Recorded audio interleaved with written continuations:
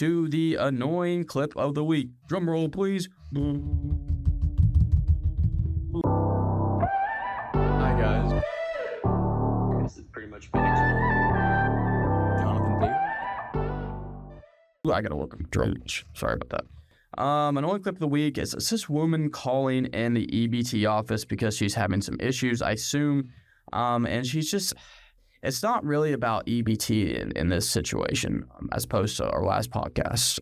The situation is the parenting here. She is having her child tell the EBT person in the office, I'm hungry, and lying, obviously teaching this child how to be manipulative and lie. And it just makes me so concerned for the future of our country if we have people that are like this, teaching their kids this sort of immoral, nasty, manipulative behavior. So go ahead and watch. This woman has her child call the EBT office and listen to what she says. Hello?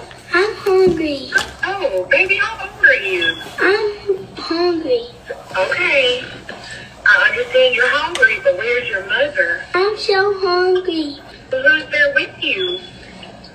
Just me and the empty refrigerator. My mom right here and she don't got no food stamps. And I don't want no noodles.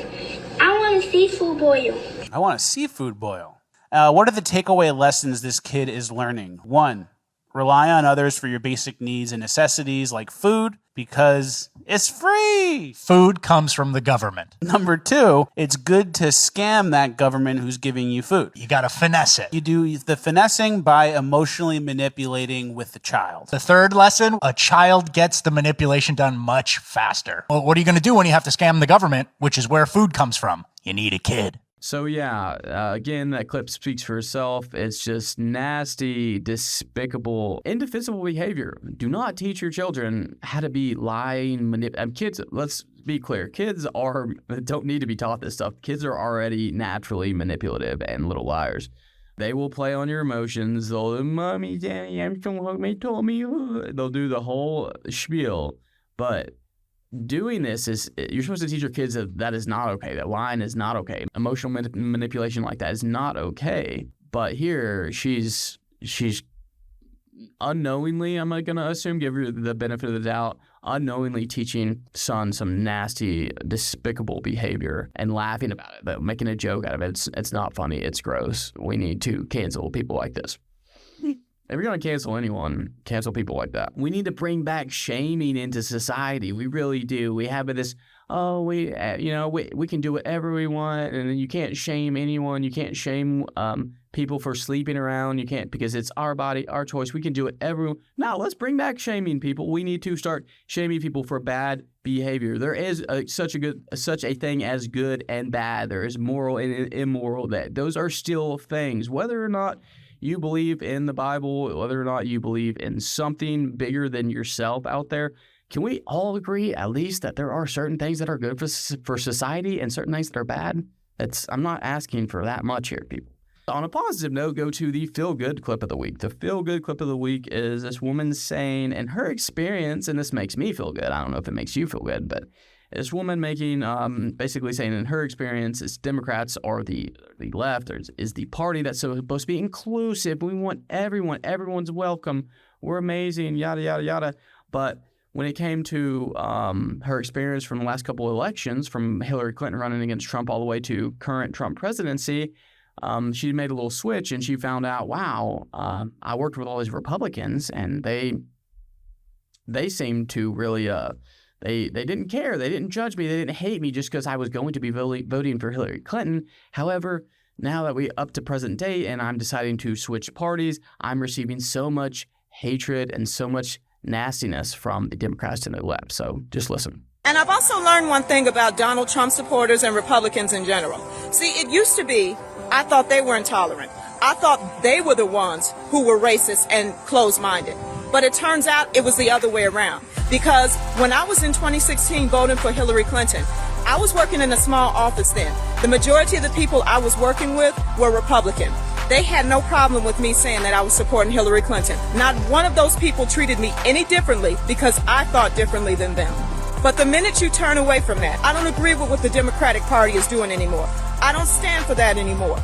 The minute you do that, The Democrats have a problem with it, but they're the ones preaching tolerance. They're the ones preaching acceptance. They're the ones talking about the hatred on the other side, when really the hatred is on their side. I love everybody. So yeah, I mean, again, the clip speaks for itself. It's something that made me feel good because I'm like, yeah, I think there's a lot of people that are starting to wake up. And not to get too political into this, I'm not talking about politics today so much about right versus left, conservative versus Democrat, Republican versus Democrat.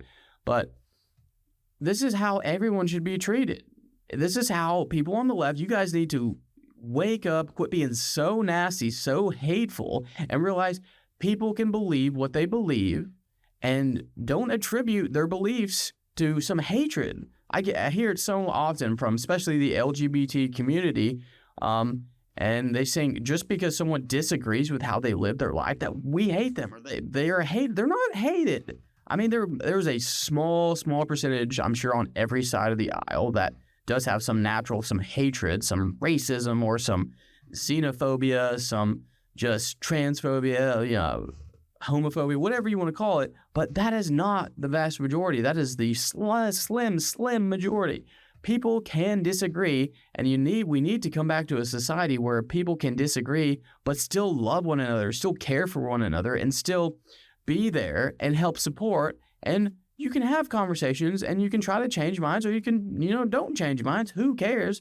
But people should be able to say what they believe and not be violently attacked and hated for. And people need to stop making assumptions. We live in a offended society now, where if I say I don't believe a man can be with a man or a woman can be with a woman, that I hate them and what are you doing, you bigot? No, I can believe that, and I can say that doesn't mean you're a bad person. That doesn't mean I'm better than you. That doesn't mean anything. I can say what I believe because it's what the Bible says, and I'm not going to be one of those people who believes in parts of it and ignore other parts of it. It doesn't mean I think I'm better. It doesn't mean there's plenty of gay people and people LGBT community that are great people and contribute to society much better than people that are straight. It doesn't mean anyone's better than anyone. But if you're just going to sit and ignore things that you disagree with and ignore things that you think are detrimental to society, you have to have beliefs. And if you don't, then I'm sorry, but you're a coward. Stay informed and get the latest legal tips, news, and insights. Don't forget to like, follow, and subscribe to all our pages. Make sure you hit that notification bell so you get updated anytime we upload a new podcast. Come get your dose of excellence on a daily basis.